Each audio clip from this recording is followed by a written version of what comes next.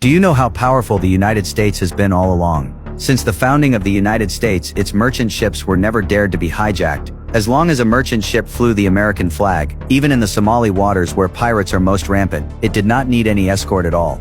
This record was not broken until 2009. On April 8, 2009, the Maersk Alabama was sailing in the Indian Ocean, when Captain Phillips suddenly discovered Routers, a small boat rapidly approaching the cargo ship. At that time, Somali pirates were extremely rampant. In the week before they set out, 6 pirate hijacking incidents had already occurred. Phillips immediately judged that the other party were pirates, so he immediately contacted the U.S. emergency line. But at this moment, the small boat had already caught up with the cargo ship. Alabama! Alabama ship! Somali Coast Guard! This is a routine check! Stop your ship now! Seeing that the cargo ship had no intention of slowing down, the pirate leader immediately ordered his men to fire warning shots.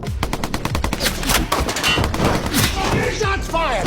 Shots fired! Because the cargo ship's speed was not as fast as the pirate's boat, and it would take time for naval support to arrive, Phillips immediately activated the anti-piracy plan. The cargo ship turned on high-pressure water cannons around the hull to prevent pirates from approaching the ship. This method was very effective at first, but unexpectedly one water cannon malfunctioned, and the airtight defense instantly had a gap. Seeing this, the pirates immediately began to approach. The chief mate quickly ran to deal with the malfunction.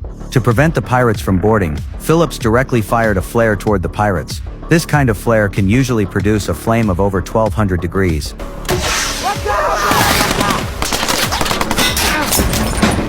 However, compared to this, the pirates had stronger firepower. After suppressing the captain, they began shooting at the chief mate, repairing the malfunction. With no choice, the chief mate had to abandon the tools and retreat. Then the pirates prepared to board using a special ladder. Seeing that the pirates had successfully boarded, Phillips immediately ordered to stop the ship, then told the crew to hide in the engine room and not to become hostages of the pirates. Because the pirates could not operate the cargo ship, their purpose in hijacking was to take hostages and then use them to demand a high ransom.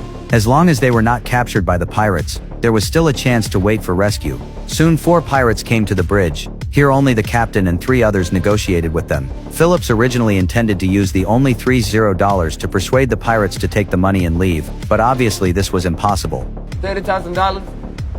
What am I? Do I look like a beggar? I want to search every lock and hole of the ship. Now! You want to search the ship? Now! All right. We'll search the ship. We'll start up here on the nav deck and we'll work our way down. But we better hope the emergency power stays on, because we won't be able to see a thing if it goes off. I'll take it. We'll search the ship. Phillips on the radio stated the route he would take with the pirates and hinted for the crew to cut off the power. Then Phillips began to lead the pirates around the ship. He wanted to delay more time this way, but the pirate leader saw the layout map on the wall. Problem from engine room. We go there now. All right, engine room. It's going to be really hot down there. Without the power on, there's no ventilation, no air. Maybe we should get some water, maybe from the mess down on A deck. But Phillips again used getting water as an excuse to delay time, because as long as the crew could shut down the power, then in the dark engine room, the pirates would not be able to find the crew at all. But what Phillips did not expect was, the chief mate was also in the kitchen. After hearing Phillips's voice, the chief mate immediately hid. Phillips, who walked in, quickly noticed him, and reacted quickly to hint the message again. Careful in here in the bare feet.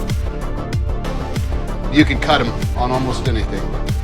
After Phillips and the pirates left, the chief mate immediately informed the crew in the engine room to scatter some broken glass on the pirates' path. The pirates without shoes were indeed cut. Due to severe injury, he directly lost mobility. At this moment, Phillips suggested taking him to treat the wound first. However, the pirate leader sensed something was wrong. He demanded to continue searching the huge engine room. At the same time, a crew member successfully entered the power room.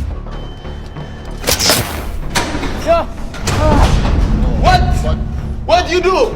Look at me, Iris! Because the light inside was extremely dim, Phillips once again persuaded to treat the injured pirate first, but the pirate leader was very clever. He let Phillips take the injured pirate up, and then sent another pirate down to continue searching. Then he continued searching alone in the cabin. However, the crew hiding in the dark saw an opportunity.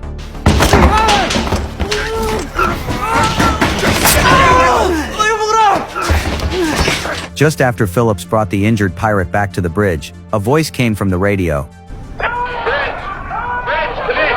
Alabama French, come in. Do you read? We have your captain and his weapons. We want to make a trade. The crew successfully controlled the pirate leader and demanded the pirates release the captain. At the same time, 2 U.S. warships and 1 frigate were rushing at full speed. Even the famous SEAL Team 6 was heading to the airport, preparing to airdrop into the target sea area to resolve this crisis. What these pirates did not know was what kind of country they had provoked. Whether at sea or in the sky, or even on land, the bottom line of the United States is never allowed to be crossed.